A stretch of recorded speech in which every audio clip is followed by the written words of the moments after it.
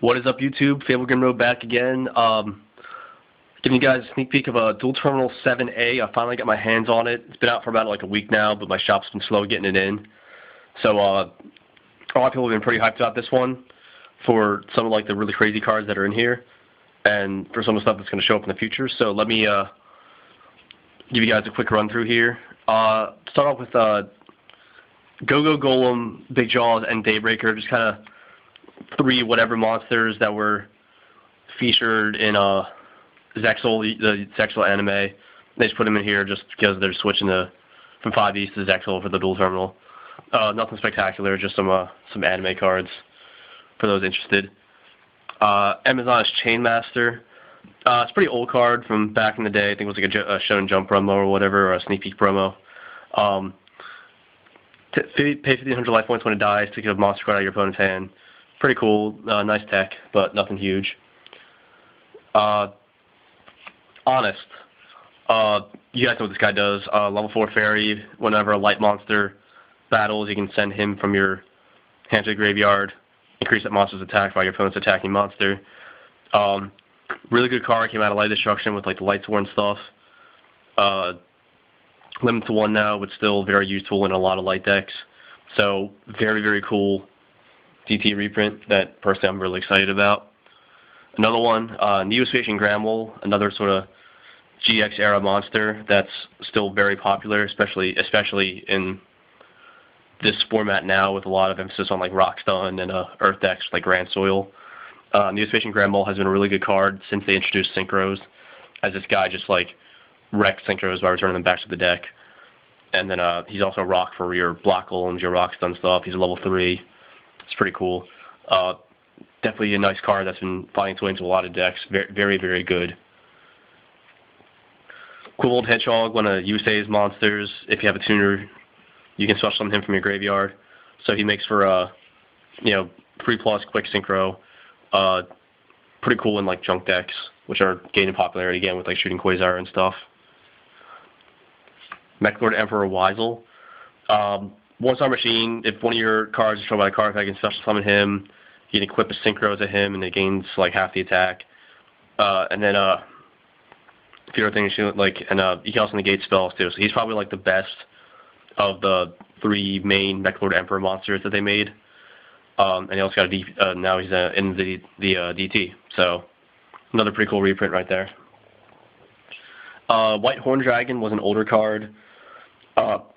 Pretty good because when you normal summon him or when you normal special summon him, you can remove up to 5 spell cards from your opponent's graveyard from play, and it gained attack equal to the number 200 attack, 300 attack equal to the number of cards that you remove from play.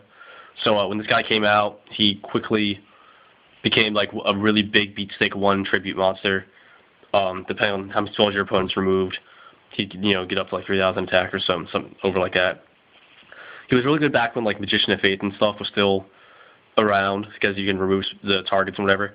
He can still be pretty nice tech against something like Prophecies or whatever, but he's kind of old, and 1 tribute beat sticks don't really matter much anymore. Blizzard Dragon. This guy, pretty cool for dragons like water decks and whatever.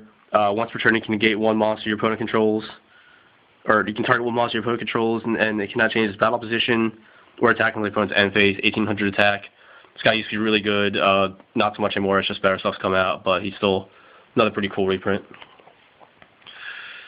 Mizuki, DT Mizuki. This guy is like one of the bread and butter cards in zombie decks. As if he's in your graveyard, you can banish him and target 1 other zombie monster in your graveyard and special summon that target. So he's been limited to 1 or so for a while now, because people abused the heck out of him with like Goblin Zombie and Plague Spreader, stuff like that, and then Barrel from the different dimension to get them all back in graveyard and do it again for synchroing and spamming and Zombie Master stuff. So another really cool DT reprint. Next up we got Fabled Raven. This guy, the Fableds were an older DT archetype, as you guys probably already know by now. This guy was originally sort of like a promo card in Japan. We got it as a secret first, I believe, in Star Trek Blast or Duelist Revolution, one of the two. And then we also got him in the Battle Pack, and now he's getting a reprint in the Duel Terminal. So you can discard a number of cards from your hand. He gains the amount of level and attack by 400. Fable can use him, and Dark World also use him because they get their effects, because his discarding is an effect, not a cost. So those are probably the two main decks that use him. He's a really good tuner. Increase his level, mod his level. You can also use him for Exceeds if you really want to, because he also can modify his level too. Double X-Saber Faltrol. The X-Sabers were another old DZ archetype that essentially got like redone in the sets, and they became like, they were a top tier deck for a long time. They're still really good right now, and Faltrol was one of their like really big play cards. So you have 2 X-Sabers. You can special summon him from your hand, and then special summon special summon 1 X-Saber monster from your graveyard. Level 6 gives the deck access to rank 6s and stuff like that. Now with Exceeds out, so he's like definitely 2 or 3 of in the deck. Always. Gem-Knight Stardox, he's kind of like the last of the Gemini Gem-Knights, 1800 attack Pyro, so you can use him for Citrine. And then his Gemini effect is when he destroys monster by battle, you can add 1 Gemini from your deck to your hand. So he's pretty nifty, but the Gemini gems aren't usually ran as much as the normal gems because of cards like Rescue Rabbit and stuff like that. But still, for like the Gemini builds, he's really good, and he's also the power up for Citrine, which is one of their main synchros. Laval Fulgus, I guess that's how you say his name. Pyro monster, 4-star, 700 attack. When sent to the graveyard, all face-up lava monsters control gain 300 attacks. Nothing special. The deck doesn't really need him because, it doesn't have 200 defense of their rekindling. So, nothing special there. Gishki Advance. Gishkis were a really popular archetype in Japan for a while because they combined them with Heretics and the Constellar Messiah 7, the rank 6 guy. And like preparation rights, so they would just like do a hand loop with Gus Kraken, and then they just have their field full of rank 6s and level 6s, and you have nothing that you can do about that. But since Gus Kraken got hit, the deck kind of flopped. But Gishki Advance is a pretty solid monster for them. 4 stars. Once a turn, you can choose 1 Gishki monster in your deck and place on top of your deck. So it kind of helps fixes like your draws with their kind of theme of manipulating the top of your deck and like manipulating your draws with like Diviner and the mirror thingy that they have. So he's another solid card, so you can get whatever Gishki monster that you need on top of your deck and draw it next turn or whenever.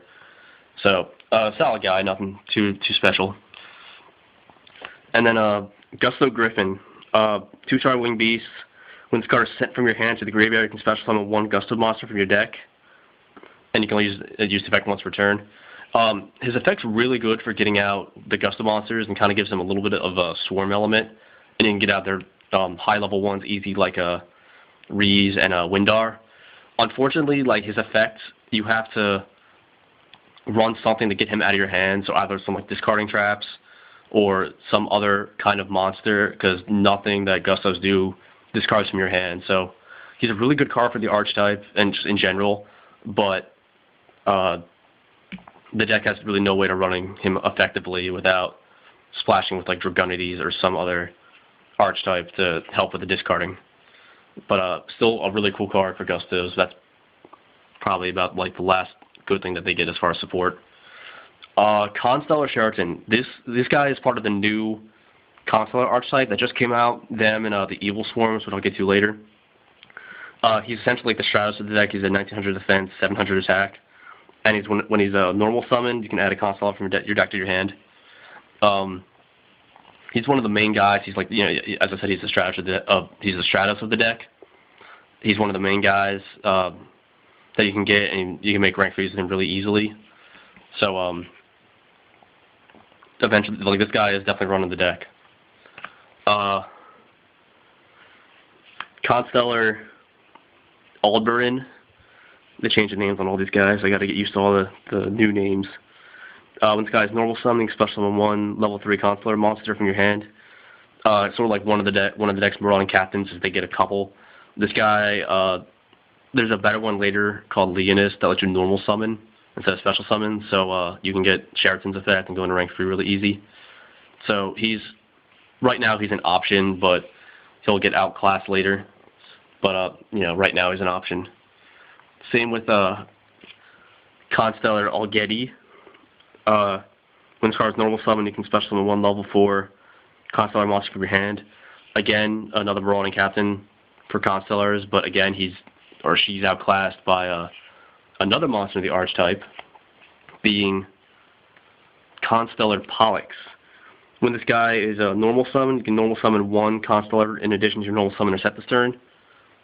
You know, he uses this effect once per turn. So you can normal summon him, and then normal summon your Sheraton and get your Sheraton Surge, or whatever, or normal summon either Already or whatever, and then special summon something else and go into, you know, rank 4s or whatever. So this guy is one of the other really main cards in the deck.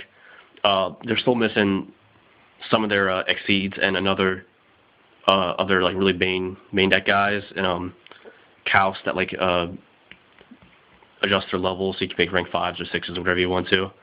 But this guy is really cool. And also, fun fact, because the way that his effect is worded, he gets around Effect Veiler.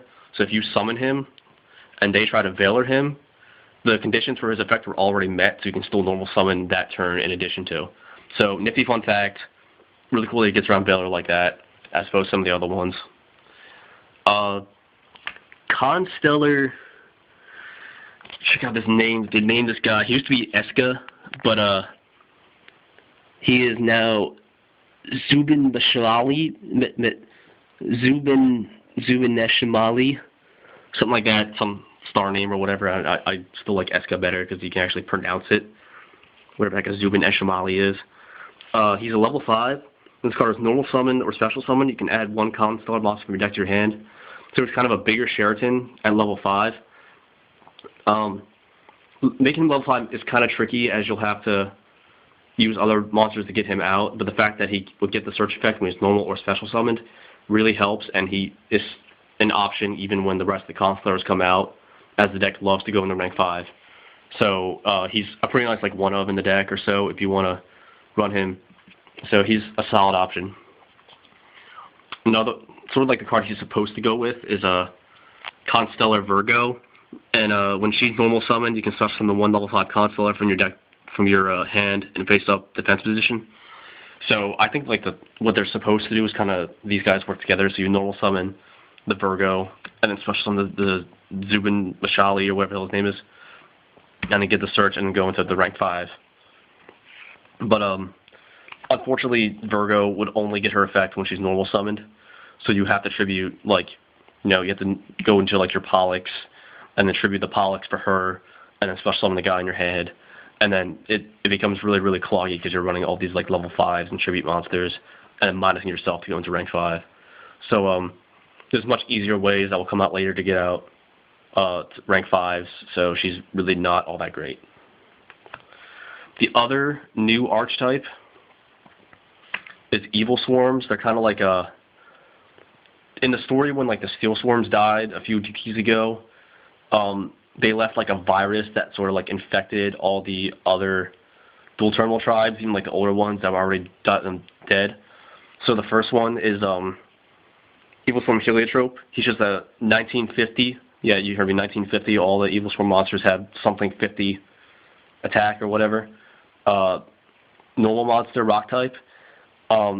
This thing, you might not be impressed with the 1950 normal monster, but because Rescue Cat exists, and all the deck does is go into rank 4, this is actually one of their best cards, as you can Rescue Cat out 2 of these guys, and they go into almost any rank 4, including their own monsters, which are all really good. So, Evil Swarm Reverse, as they were called, Reverse Rabbit, was a really popular deck in Japan with like rabbits and like the Dino Rabbit strategy, and he used these guys too for more like a toolbox option. So, this guy, keep an eye out for these guys. Another one, Evil Swarm Zahak. When this face-up card on the field is destroyed by opponent's card, out of the battle by card effect. Took out 1 special summon monster level 5 or higher on the field and destroy it. He's 1850, kind of a nice beastly guy. Kills something level 5 or higher when it dies. Unfortunately, with the game going to like Xyz and stuff, there's not a whole lot of level 5 or higher monsters out anymore because it's all rank and not level. So he's just an okay option. Ketos is also another okay option. You contribute him, target one spell trap card, your opponent controls and destroy it. Kind of nice to like pop back row, but like, you know, with MST and Heavy Storm, there's better options than him. Evil Swarm O Lantern, sort of to go along with Ketos and Zahak. You contribute him to target one face-up monster your opponent controls and destroy it. He's less restrictive than Zahak, as Zahak has to be level 5 or higher. He's sort of like a Exile Force, so not a terrible tech card or whatever to, you know, summon unpop your opponent's monster and you can do stuff from there. Evil Swarm Mandragora. This thing I don't see a lot in sort of like the OCG rabbit bills, and I'm not really sure why, because it's like sort of like the theme Cyber Dragon. If your opponent controls more monsters than you can special summon this card from your hand. It's that simple. It's also a plant, so you can use it with sort of like the plant engine with Spore and Lone Fire and stuff. And it's a really easy summon condition just to get a level 4 out of your hand, like just like that.